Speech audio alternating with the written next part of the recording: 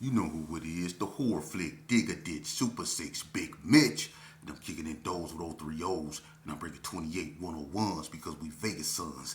You are now in the Meadowlands. Yeah, you in the desert, man. And you already know what made me. Hell, I'm a 530 baby. Bam! You already know Hubba Dub, man. 22-inch gold Dana Danes, Big Man, Bolo Yang. Let it rain? Nah. Welcome to Vegas Chronicle with the host, Big Mitch from Super 6. And today, like any other day, you know, we do what we do. We kick actual factuals, man. And shout out to everybody that's been rocking with me, man. You know, brick by brick, we doing what we do. We building it. Today, I want to talk about a few things. You know, people ask me a couple questions. You know, I try to, you know, maneuver around until I can, you know, get this up and running. People really, you know, they hating on your boy, man. They ain't trying to work with me, but that's cool though, cause God working with me, and that's why I'm still elevating. But I'm gonna answer a few questions. You know, somebody asked me, one of them was, who was the more organized gang of my era? That's a good one. Um, and if you know, again, this is only my opinion. You know, and what I say is only what I, you know, perceived it to be from when I was in it. But I've been in it for a long time. When I was, you know, about that life, you know, since '85, I was in it. So if I tell you something 9 times out of 10, you can take it to the bank. But the more organized gangs, I would say back then, the first it was the Gerson. They was the more of the organized back then, the Spades and all them, you know. But the more organized gangs, you know, after they all sprouted out and became like, you know, kind of infested. Um, I'm gonna be honest with you. I'm gonna say the '60s. The 60s have always been more organized than the rest of the gangs, and that's because the '60s always stood alone. Before the '50s and Vegas Heights became Rolling '50s, they were UCCs, undercover Crip, and they were more or less in line with the GQs. The '60s stood alone. They always have. They never had alliances like that with people, you know. And when the Donna Streets came out, you know, and the Gersons and the Donna Streets formed an alliance, it was the Gersons and the Donna Streets versus the 6 O's, and then it became the Gersons, the Donna Streets, and the 40 blocks versus the 6 O's. You know, they eventually formed an alliance with the 50s, but for the vast majority of, you know, their you know, existence, the 60s have been the more of the organized of the gangs. You know, they always really stuck together and were more in sync with one another, and, you know, put all their stuff in one pot and they ate together and stuff like that, you know. And when they occupied Carry Arms in Crip City, you know, we kind of grew up with each other, so we knew one another. You know, I grew up with a lot of 6 O's and Crip City gangsters, so I seen how they got, you know, got down with one another, and I can say from what I've seen, the '60s were more of the more organized gangs. When it came to warfare, like when it came to like gangs going to war and stuff like that, I would say the more organized when it came to that were the 40 blocks. The 40 blocks were more in tune with one another when it came to you know, banging, because they're not a big neighborhood. You know, although the Gersons ride with them, the 40 blocks tend to, you know, to hold their own. You know, and they have maneuvers to where they can, you know, they can run. They have routes where they can run in between the houses, you know, and they can cut you off on different streets, or they can go deep in the desert. Before they built all those houses up around 40 block, they was able to go up in the desert and you wouldn't even be able to see them, but they can see you, and you would be target practice for them. Or they can get on a house. They used to get on top of their houses, and they can just see all Comstock, up and down Comstock from on the top of their houses, and they can get at you from on top of their houses. Plus, they had a key to the lights on Comstock, and I'm not exaggerating. Ask anybody. The 40 blocks can turn off the light on Comstock and leave it pitch black, so you couldn't see when you drive down there. So they had ways of ambushing you, and they had escape routes that made them hard to, you know, get at and pin down. So the 40 blocks, in that aspect, were more in tune with one another when it came to warfare. But when it came to being organized just as a whole. The six O's is the ones that, really showed that they were more of an, tightly knit, close neighborhood. The Bloods,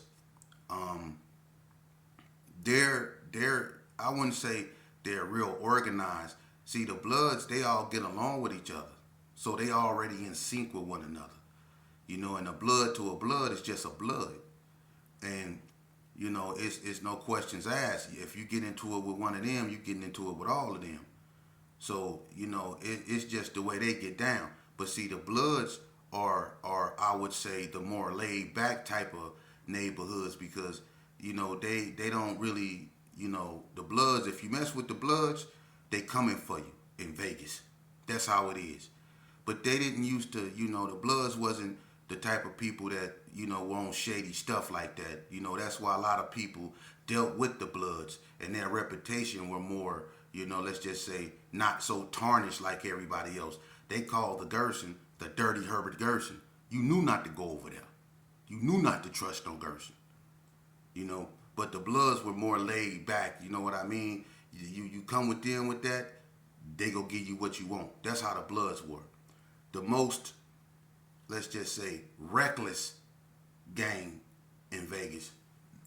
The most reckless gang in Vegas, hands down, reckless. Like, just dude, that's Donna all day.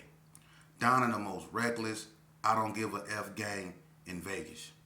And look, when they first came out, they was cool with the Gersons. So the Gersons, who was a seasoned gang, got first glance looks at how they were getting down. And the Donna Streets, let me tell you, them dudes down there was kind of off, man.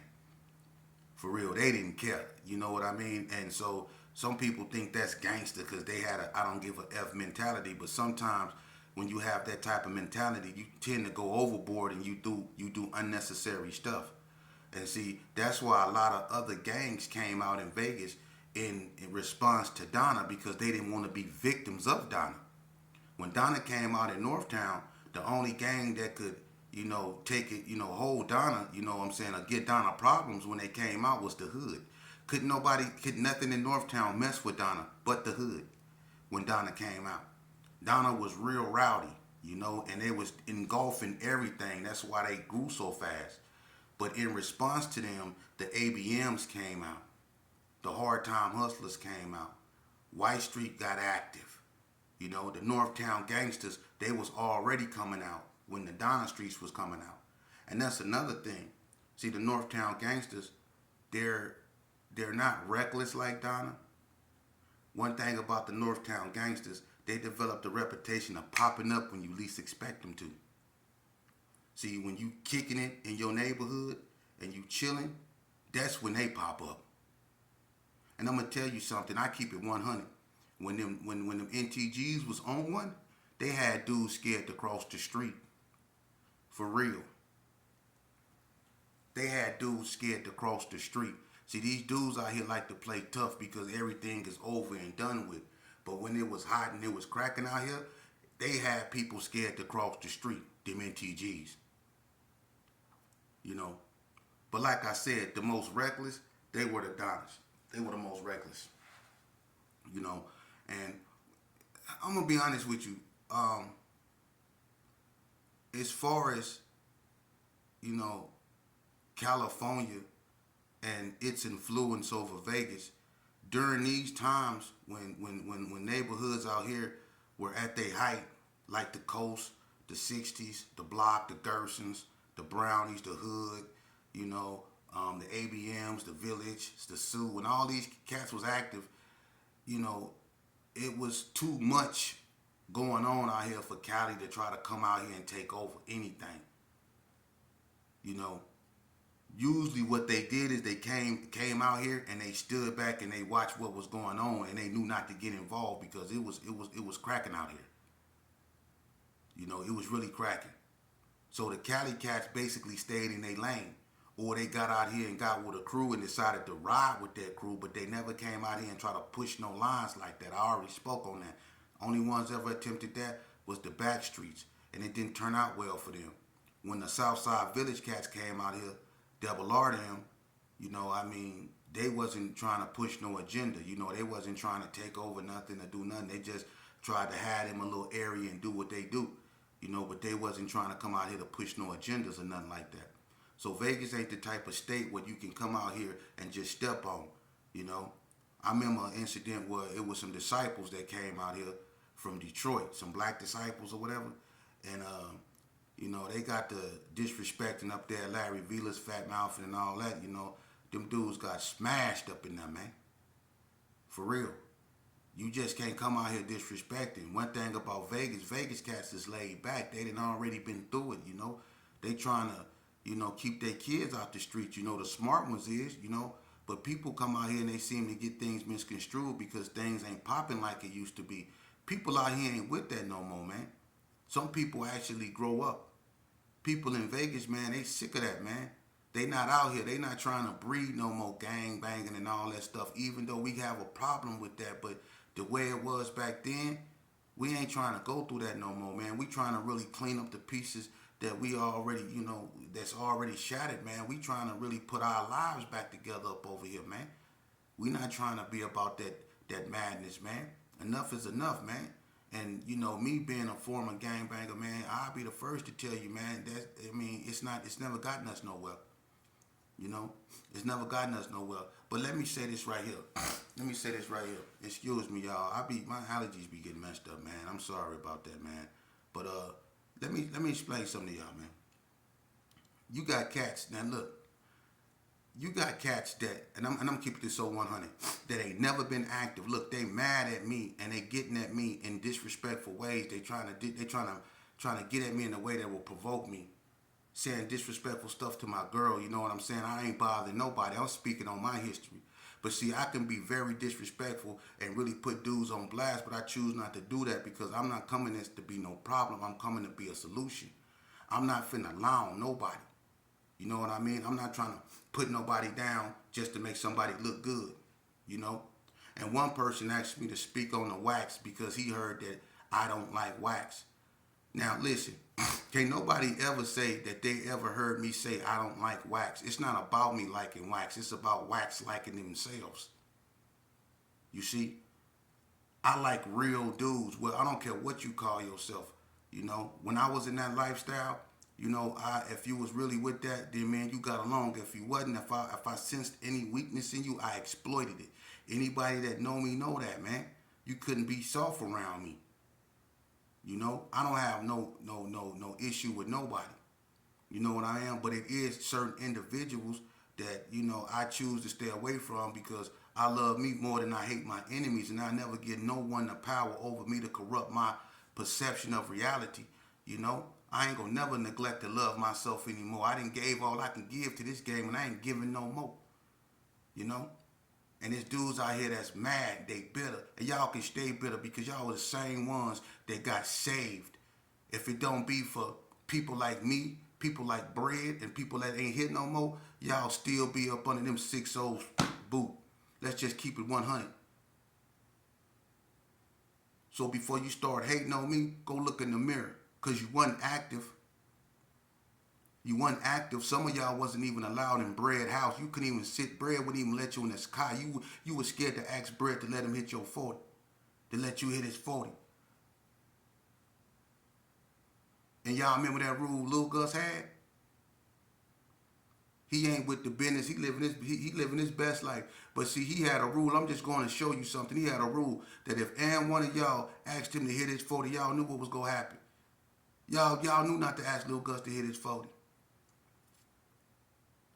Him, Lawford, and Bobby Lowe. The Mickeys. Yeah, y'all wouldn't ask him to hit this because y'all knew. See, some of y'all dudes weren't even allowed to sit on people's cars, man. But yet y'all out here fat mouthing. Y'all wasn't out there in them streets, man, out there. Y'all wasn't riding, so why y'all here lying to these youngsters and telling them that y'all was when y'all wasn't? And when you was in the joint, you was taking orders. You was being told what to do. Here, take this right here and go do that to him. That's what y'all was being told up in there, and if you didn't, you was washing underwear. Let's just keep it real. Or you was getting sent to the coffee shop to go buy other people's cigarettes, man. The little cash your moms was sending you, you was getting that took, man. So stop that, man. If you don't like what I'm doing, don't watch me. Yes, your problem. You watching me and you ain't watching where you going. That's why you keep falling on your face. Because you paying attention to where other people going and you ain't paying attention to where you going. Stick to your own lane. But I guess certain things don't change, huh? Because when I was in the game, when I was out here gang banging, you was doing the same thing, watching me. Sheep, you crazy? Sheep, we need more dudes like you from the set. Y'all remember that? Huh? And I ain't gonna even tell you how many times y'all done reported me to the substation. Had them people coming over my grandma's house, man. Do you really want to go there? Do y'all really want to go there, man? How many times y'all done sent them people over there to my grandma's house, man? Y'all done told them people, man, listen, they put a substation in the G's. Them dudes, man, dude, don't get me started, man. Don't get me started, man. Pluto used to come over my house. Officer Pluto, remember that? And arrest me. Moondog them. Because people used to tell I'm around there being a nuisance. They used to take the basketball rims because of me. They couldn't 86 me out the Gershon because I was a juvenile. When they was 86 and all the big Gershons, they couldn't 86 me because I was a juvenile. And I was over there wreaking havoc. And people was reporting me to the substation. Let's just keep it 100, man. Let's tell these youngsters the truth, man. All y'all that be capping, y'all went out there on no gangster stuff, man. Come on, man. Let the truth be told. People had to go away before y'all became somebody. If the old heads or the people that's gone now was still here, a bunch of y'all wouldn't even be around. See? It took people to, off in order for you to become somebody. And if people got to, you know what I'm saying, go away for you to become somebody, you wouldn't know nobody in the first place. For real. And everybody know Vegas. If you was up in Vegas, everybody know Vegas. And one question that I was also asked, and I'm going to just keep it 100. They say, who was the hardest or rawest or who was the most aggressive, smallest gang in Vegas? I'm going to be honest with you. You have a lot of small aggressive gangs from ABMs, 40 Block, the Village when they got active, Sue when they turned Gangsta Crib. You had a few. I'm gonna just keep it 100. I'm gonna say the most aggressive, smallest gang is White Street, and people know why. It's because White Street. I say White Street, and then I say ABMs, and then I say 40 Block, in that order. When it comes to smaller gangs, I don't consider places like Delmonico small because Delmonico, the dust is big, just like Crip City. When they were at the height, and Vegas Heights ain't never really been that big, but they never been that aggressive like that, So in that order, I say White Street, ABM, 40 Block. When it comes to aggressiveness, Now, like I say, when it comes to recklessness, the Donnas. When it came to being the most organized, the 60s. The NTGs was a little bit of both, a little bit of organized and a little bit of reckless. But the NTGs was the type that like I say, when you relaxed and you kicking it, that's when they popped up. They catch you slipping. They notorious for that. The Donnas don't care if you slipping or not. They just coming through, and it is what it is, and they gonna be laughing when they do it. See, they think it's funny, So when it come to being just fools, the Donnas, I get that to them all day. You know what I'm saying? The Gershon is just dirty. They the biggest, they dirty, and they the oldest. So whatever, they just something else, man. You know what I mean? But my thing is this right here. I'm gonna keep it 100 with you. It's all trash.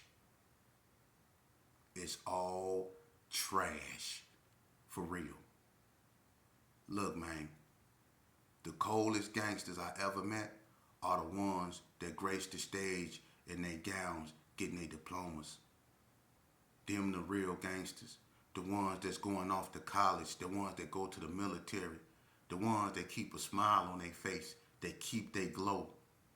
The ones that open the door for women, that when old women speak to them, they say, yes, ma'am. Them the real gangsters. I want to be like them, man. I want to be able to go somewhere and just be able to smell the air and just be happy I'm there. No thinking about nothing bad, no nothing, just smiling and enjoying life and the blessings of life. You know, we took that for granted. And we find ourselves when we locked up thinking about that a lot. When we in those rooms and you listening to your celly TV, because he watched Young and the Restless every damn day, and all you hear is doom, doom, doom, doom, doom, doom, doom, doom, bang, bang. I couldn't stand that. Or Jerry Springer or Maury Povich. See, you going through that. You see what I'm saying? You got cellies that watch that every day. So that's your reality. But then you find yourself looking through the mirror in your cell, and you find yourself wishing that you just can go somewhere and just buy you a hot dog or something and a pop. You know? Or you just can go sit on a bench and play with the pigeons and feed the pigeons or something. Just something. Just walk down Owens or something. You know? Just take a stroll. Go to Lorenzi Park and just chill with the ducks. You know what I mean? You start thinking about that. See? This life we live, man, ain't to be glorified. It's a bunch of people not here. You know, so you cats out here that chose 2024 or this millennium to choose, you know, to try to be G's and all that, y'all need to sit down. Some of y'all ain't never been, so I can't call you no has been, because you ain't never been nothing. And I'm telling you, a lot of y'all ain't never been nothing. For real. The real know the real. A bunch of y'all was always sideshows. You was unsanitary, had stuff all in your eyes and around your lips and stuff. People wouldn't let you in the house. Females scared to be alone with you. A bunch of y'all was, come on, man. Let's just keep it 100, man. You was not participating. People like the Joker had y'all scared to death. K-Dog them had y'all scared to death, man. A bunch of you cats weren't coming outside. And some of y'all was in a drill team. Some of you so-called y'all was in a drill team. The Queenettes, the Electromagnetic, y'all out there beating the drums, dancing, stepping with Billy and Marty them. Y'all know y'all was, and I'll put you on blast. So stop that, man. Y'all was stepping harder than the females. Yeah, drill teaming it. Yeah. So keep going, man. Let's let these youngsters know the truth, man. Y'all signing up for a bunch of fictitious stuff. Because what you call yourself being with, your partner not going to be with that. And the love you got for him, he 9 times out of 10 ain't going to have it for you. And the people that you focused in on ain't your real enemy. The enemy on the side of you, waiting on you to, make a wrong move so they can backdoor you. That's how this game go now, man.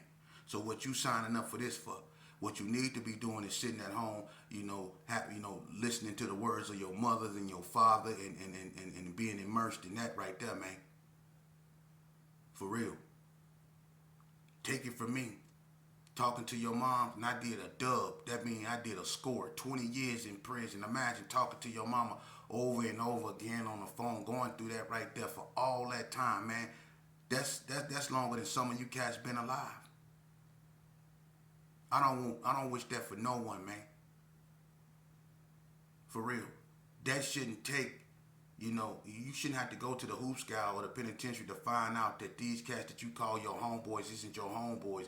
You shouldn't have to go do all that time to find out that you really in this by yourself. For real. And that you have no one to blame but yourself. For real. That's a hell of a hole to try to climb yourself back up out of. And some people not strong enough to. That's why they still up in there. Because they can't let go of this game. You see? But see, what they don't understand is that this game that we played, it ain't meant to be won. You show me one person that can say they won this game. One. Ain't they haven't suffered nothing but loss. A lot of people that don't participate in this, they lucky. They survivors. For real. But when they look back on their life and they look back on their childhood friends, they look up on them lengthy prison sentences and how they messed up their lives and stuff like that, man. It hurt. Because they nephews and their little cousins and some of their sons have been infected and inflicted with the same type of bullcrap, that self-hate and self-destruction that they have been, and they watching them go down the same path.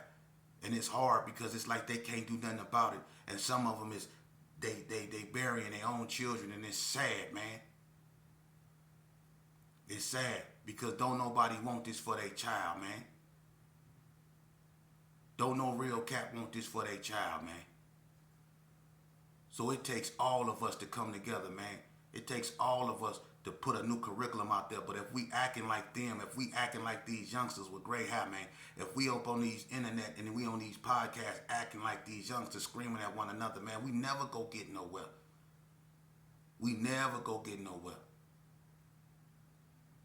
For real, man.